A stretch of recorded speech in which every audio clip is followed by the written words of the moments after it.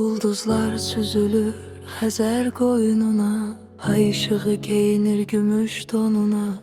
Küçələr bürünür nura, işığa, bənzəyir Bakımız bir yaraşığa. Alov güllələri göyə can atır, şəhər səsküylə sevincə batır. Sahil bulvarının mehli nəfəsi ruhuna toxunur, dalğalar səsi. İçəri şəhərin sirli yolları sanki qucaqlayır bütün dostları. Qız qalası susur, dinləyir bizi, gecənin sehirli şirin ləpəsi. Bakı gecələri bir nağıl dünyası, sanki rəssam çəkib bitmir boyası.